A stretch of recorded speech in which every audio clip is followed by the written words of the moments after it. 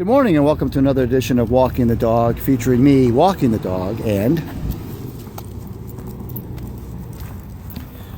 the dog, who looks like he's limping a little bit. Don't worry about it. He does that sometimes. He's going to be 12, but he's fine. Listeners, or viewers I should say, of Walking the Dog will know that I did not do an episode of Walking the Dog yesterday being Saturday, because I was in the throes of shooting a bunch of high school football yesterday at Ford Field, and I came through that okay. It was a long day. I was tired.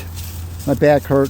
I got a headache, and when I came home, my wife said that I looked, quote, like something the cat dragged in, end quote. But be that as it may, I got through it okay, and I'm glad to have done it. So now I'm back. Somebody asked me a few days ago, another viewer of Walking the Dog, asked me a few days ago if they asked me about my hat. I don't know. I hope you saw that. I don't know. It's a hat from the country of Brazil.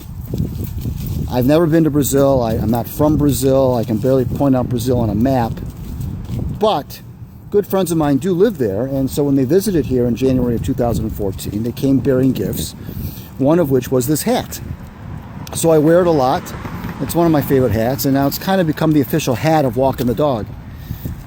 Another viewer of Walking the Dog, Denise Melchert Sheffield, took me to task a couple of days ago because I didn't wear the hat, and wondered where the hat went. And I said, well, the hat will come back, and there'll be a story behind the hat, I promise you. And so I'm making good on my promise to Denise. I'm wearing the hat, and I'm telling the story of the hat.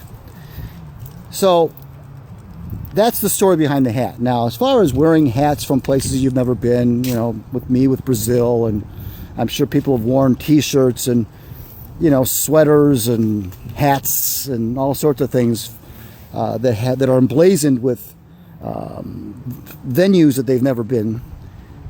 But you know what? That's just part of maybe trying to be worldly, trying to give the impression to people that you've done some world traveling.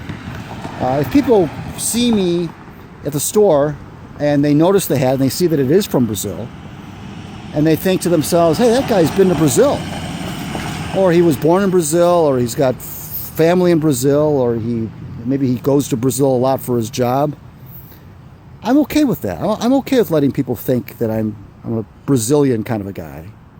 First of all, they make great coffee. That's one thing. Secondly, sure, people don't have to know I've never been south of the Mason-Dixon line. I've never been west of St. Louis. I've never been north of Marquette, Michigan. People don't have to know that. If they want to think that I'm from Brazil or have ties to Brazil, then so be it. Anyway, until next time, this is me, as usual, walking the dog.